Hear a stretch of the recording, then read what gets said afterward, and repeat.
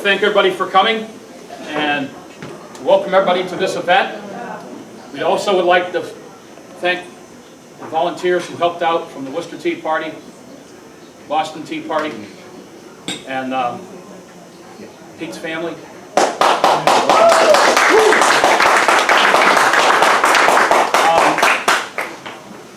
I really don't think that there's much you can say, because if anybody has followed him, you're going to know who he is. So I would say, meet Stacy McCain. Thank you.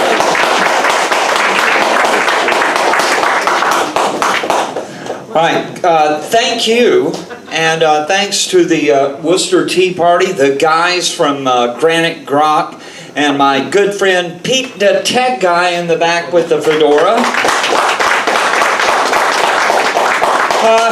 My book is Sex Trouble, Radical Feminism and the War Against Human Nature. And I'm going to talk about that a little bit, but today, just the news has come from Paris that the famous feminist Kate Millett is dead. So she is now a good feminist, and that's terrible. Anyways, I make these bad jokes. But the question before us, ladies and gentlemen, I'm going to get my glasses here as I become elderly. What is feminism? What does this word mean? Okay, hang on a second. Okay, hang on just a second. Aha. What do feminists believe? These are important questions Americans need to ask in an age defined by identity politics. Hillary Clinton's 2016 presidential campaign made feminism a central issue and inspired her followers to believe that she could be elected as our first female president. Alas, it was not to be. The election of Donald Trump inspired tears among Hillary's feminist supporters, but that soon turned to rage. And we saw angry feminists take to the streets to protest the inauguration of Donald Trump.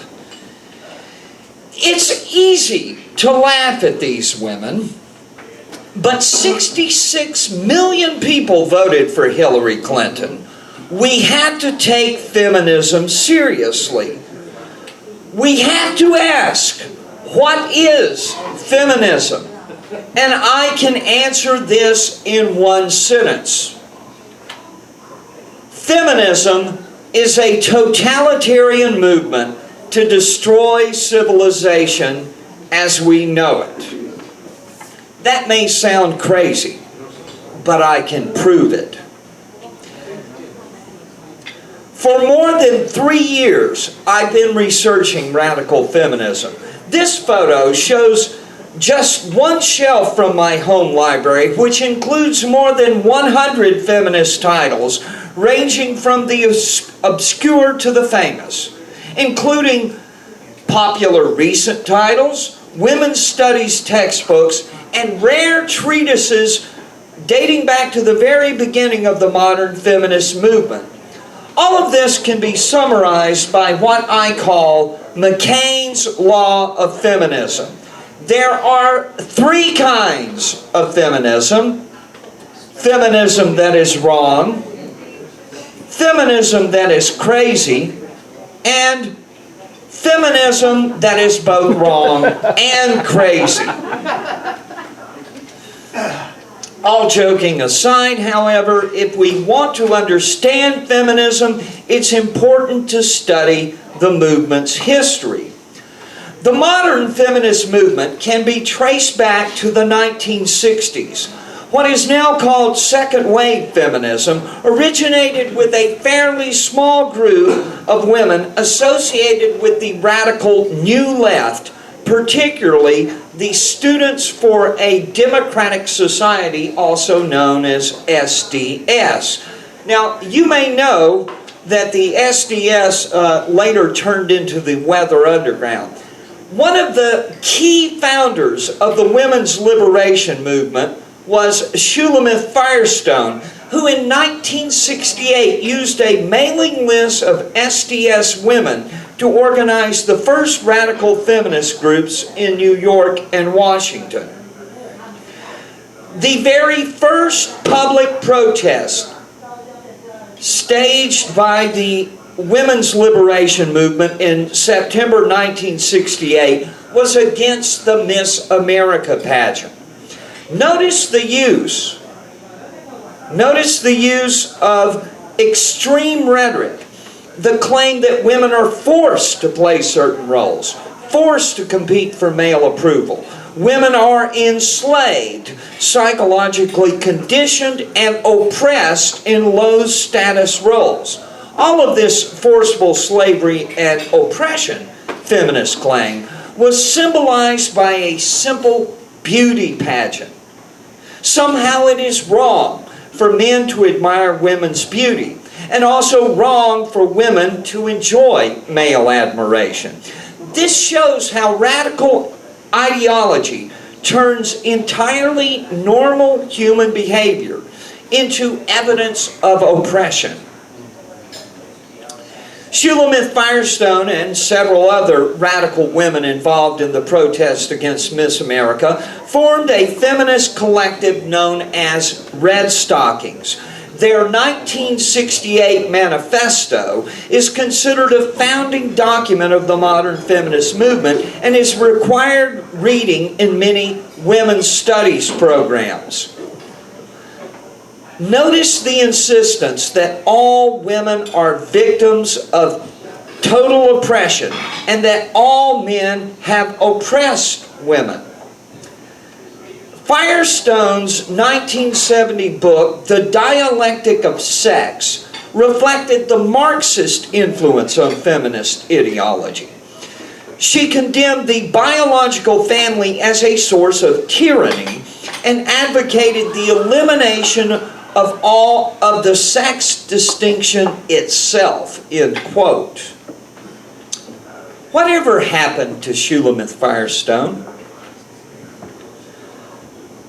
She was eventually diagnosed with paranoid schizophrenia. For decades, she lived on public assistance. She died alone at age 67 in a tiny apartment in August 2012. By the time they found her body, she had been dead for a week. Another early radical women's liberation group, led by Ty Grace Atkinson, called themselves simply the Feminists. In their manifesto, they described men as enemies and oppressors of women and vowed to destroy sex roles, which they claimed are the product of a political class separation. Again, this shows the influence of Marxism on feminist ideology. It was in a 1968 interview with Life magazine that Ty Grace Atkinson declared, "Marriage means rape and lifelong slavery," end quote. One of her comrades, Sheila Cronin, elaborated on this claim by saying that the cruelty of marriage is demonstrated by, quote, "the fact that it appears to exist with the consent of the enslaved group," end quote. Now, we see how feminist ideology is based in claims of oppression. Men are the enemy, marriage is slavery, and the family is tyranny. Where does this rhetoric logically lead?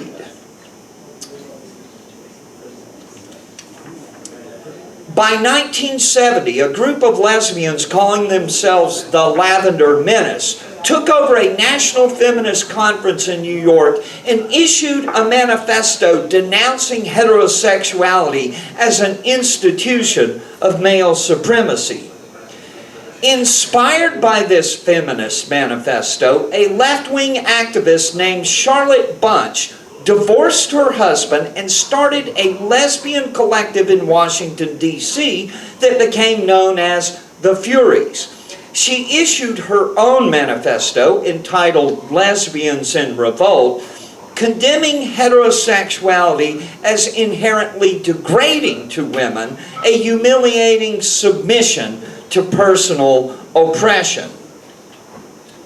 One of the co-founders of Charlotte Bunch's Furies collectives was Jenny Burson. Despite attending prestigious Mount Holyoke College, Jenny Burson saw herself as an oppressed victim of male supremacy. Burson subsequently became a powerful executive in the field of public radio broadcasting. Another associate of the Furies collective was Margaret Small, who helped create one of the first college women's studies courses in the country. After reading her 1975 declaration that heterosexuality is the ideology of male supremacy, end quote, I got wondering, whatever happened to Margaret Small? And I was startled to discover that she was working as a math teacher for a North Carolina public school system.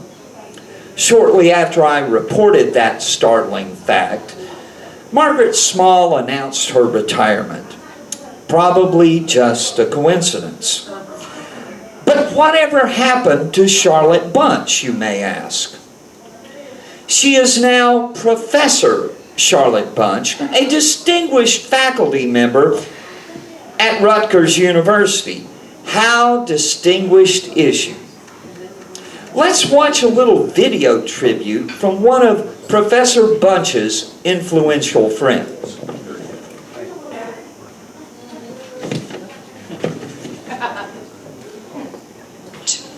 And they are part of a powerful new current of grassroots activism. Someone who has been leading the charge and making this case for a long time is Charlotte Bunch. She has always been on the front line of this struggle. On the front line as of an this struggle. activist and an organizer, a writer and a teacher, a champion for our common humanity. I got to know her in the run-up to the Fourth World Conference on Women in Beijing back in 1995.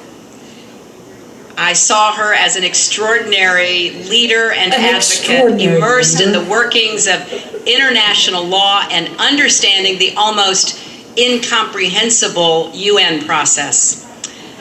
Because she knew that to weave the rights and concerns of women into the fabric of the international community, the world needed to come together. The historic outcomes of Beijing would not have been possible without her tireless work and her brilliant vision. Her brilliant vision. She didn't stop there, though.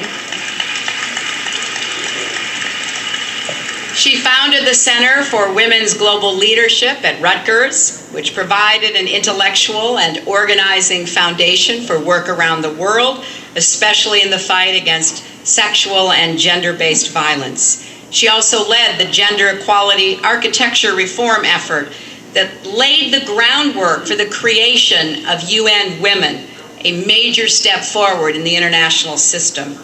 She has been a tireless advocate for the UN Convention on the Elimination of All Discrimination Against Women, and let me say again, it is way past time for the United States to demonstrate our global leadership by finally ratifying the convention.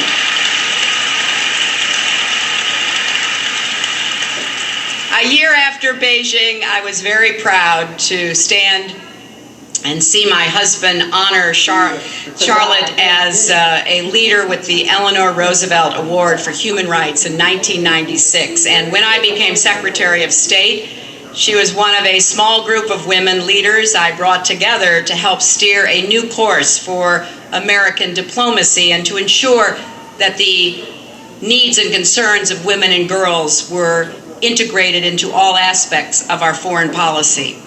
So I am grateful for Charlotte's leadership.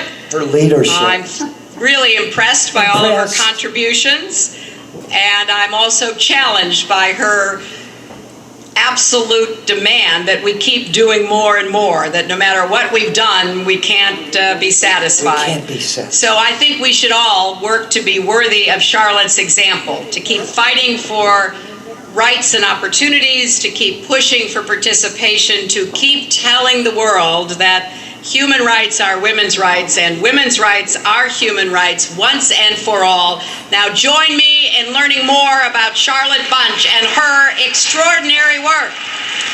Her extraordinary work.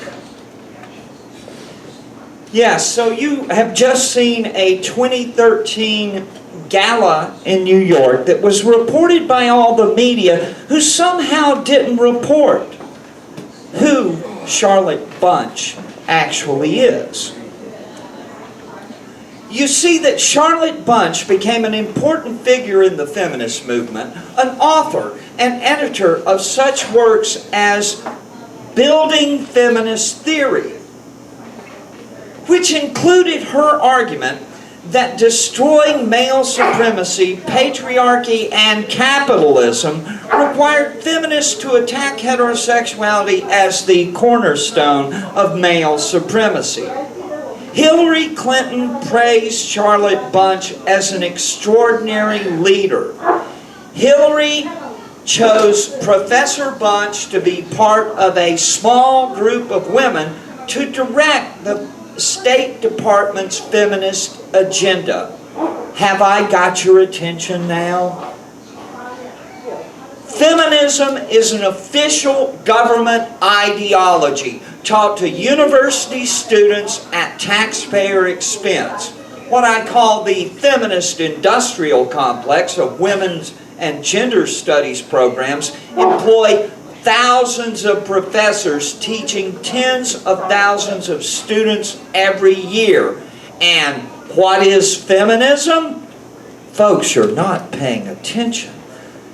Feminism is a totalitarian movement to destroy civilization as we know it, and I've got the quotes to prove it. Andrea Dworkin declared that heterosexual behavior is a betrayal of our common humanity. Therefore, feminists must destroy role definitions of male and female. Feminists must destroy the family. Feminists must destroy the structure of culture as we know it. Sound familiar? Michigan State University professor Marilyn Frye made this statement in a 1980 speech to the National Women's Studies Association. I think that widespread heterosexuality among women is a highly artificial product of the patriarchy. I think that most women have to be coerced into heterosexuality. Professor Frye has retired, but her claim that heterosexuality is artificial, socially constructed by patriarchy, is now a basic premise of feminist gender theory as taught on college and university campuses everywhere. University of Colorado professor Allison Jagger was highly influential in the field of women's studies. A self-described socialist feminist, Professor Jagger was co-editor of a women's studies textbook, Feminist Frameworks, which went through 3 editions between 1978 and 1993. The first condition for escaping from forced motherhood and sexual slavery is escape from the patriarchal institution of marriage. And a tenured professorship probably helps too. Professor Catherine McKinnon is arguably one of the most important feminist intellectuals of all time. She wrote a pioneering book about sexual harassment, and her 1989 book, Toward a Feminist Theory of the State, is a must-read for anyone who wants to understand the feminist worldview. Professor McCain openly acknowledges... That's just a ding on my computer. Hang on a second. Thank you, computer, for alerting me that I had a Facebook message. Technology is wonderful, isn't it? Her book is a must-read for anyone who wants to understand the feminist worldview. Professor McCain openly acknowledges how feminism is really just a variation on Marxism. Her description of heterosexuality as a structure for the organized expropriation of women's sexuality is simply a way for Professor McCain to say that heterosexuality is intrinsically wrong. Cheshire Calhoun is a professor at Arizona State University. She is editor of the Oxford University Press series, Studies in Feminist Philosophy. This is quoted from an article that was included in a women's anthology study called Feminist Theory Reader, an assigned textbook in many university courses where students are taught that heterosexuality is a system of male ownership of women. Notice how University of Cincinnati professor D. Graham put quote marks around the word normal here. Intercourse is an act of male sexual violence, according to Professor Graham. Heterosexuality is all about male power and dominance, which are essential to patriarchy. Notice that, by the way, notice I keep saying professor, professor, professor. These aren't just random cranks, putting out mimeographs somewhere. These are leading academics. Professor Diane Richardson of England's Newcastle University assures us that it is widely accepted within feminism that heterosexuality is a key site of male power. This isn't about your individual preferences, but is a socially constructed institution which maintains male dominance. Notice also how, by the 21st century, Professor Richardson could just take it for granted that her feminist readers reject marriage and motherhood as institutions of slavery and oppression. Well, what do students learn from their women's studies professor? This quote about heterosexuality as the structure of sexist oppression is from a student at Portland State University. The student posted this online as part of her coursework for an introductory feminist theory class in 2007 called Gender and Critical Inquiry.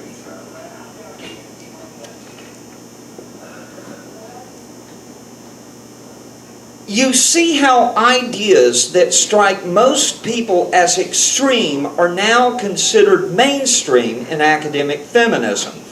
Professor Shaw and Professor Lee, both of who teach at Oregon State, are in their textbook, Women's Voices, Feminist Visions, is widely assigned in introductory women's studies classes. Every college student is now expected to think of heterosexuality in terms of male power and women's subservience. So here's a bonus question for your final exam. What is feminism? Feminism is a totalitarian movement to destroy civilization as we know it. Pay attention, kids, this is going to be on the test. Once young women are trained in this ideology, they leave college as activists and spread feminism everywhere. Rachel Ivey is a member of the radical environmental group Green Resistance. And this is a quote from her 2013 presentation, The End of Gender, which has gotten more than 60,000 views on YouTube. Her claim that gender is about the subordination of females through force amounts to an assertion that there are no natural differences between men and women, except, of course, that men are oppressors who get the blame for this hierarchical system of power. Here is a 2015 book entitled The Crisis of Campus Sexual Violence, which suggests that this crisis can only be solved by eliminating both heterosexuality and masculinity. And this, I would argue, is exactly the goal of campus feminism. Here is a Harvard University student, Nyan Hu. Her name is Nyan Hu. She's a Harvard University student and a columnist for the Harvard Crimson. Last spring, denouncing male allies of the feminist movement, telling them that their support is not welcome. They will always be oppressors. Feminism does not need men. Smash patriarchy. Is this just a slogan? Feminists declare war against a system, but what about actual human beings? Isn't it likely that real people will suffer real harm from all this smashing? But feminism is now mainstream. We have seen celebrities like Beyonce Knowles endorse feminism. This was at the 2014 Video Music Awards. We saw Madonna speak at the Women's March on Washington. And yet, feminism continues destroying lives. On university campuses, women claim that they are living in a rape culture, and the Obama administration imposed policies that deprive students of due process rights. More than 100 lawsuits have been filed by students who say they were wrongly accused of sexual assault. Radical gender theory is being imposed on children. We see this celebrated in the media and even in elementary schools. People are afraid to speak out against this. When a California kindergarten teacher taught a lesson about transgenderism for 5-year-olds, parents were angry, but they didn't want to show their faces on TV because they feared reprisal. Free speech rights are under attack.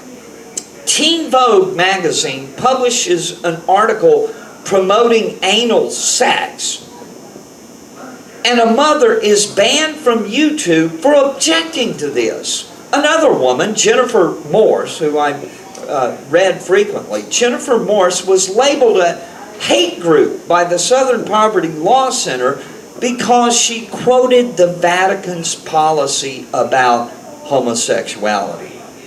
Disagreement is now being redefined as hate. Feminists want to silence their opposition. But who is really the hate group here? Tens of millions of innocent lives have been destroyed by the abortion industry since the 1973 Roe v. Wade decision. Feminists applaud this destruction. Feminism has become a death cult, and they want to impose this cult ideology on everyone. Well, what is feminism? Feminism is a totalitarian movement to destroy civilization as we know it, and it's time for people to wake up before it's too late. Thank you very much.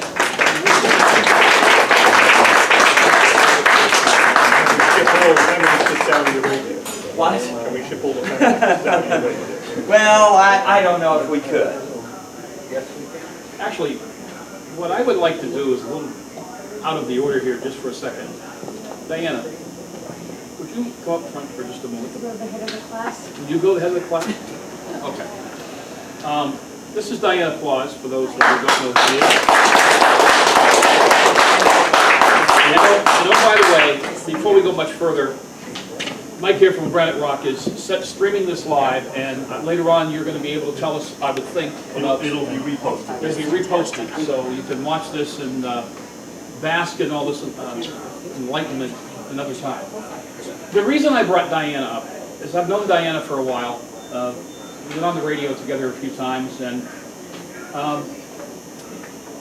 I admire her for her stance. So I'm very curious. What is my stance today that you called me up here thinking my stance would be? Yes, well, what I would like you to do is comment on some of the things that Stacy brought up, and maybe the two of you talk about that a little bit.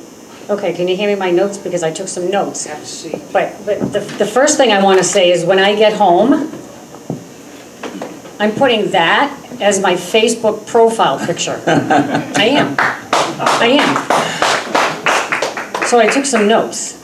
Oh, I'm glad. And so the first thing I want to say is I am not a feminist. Just want to say that for the record.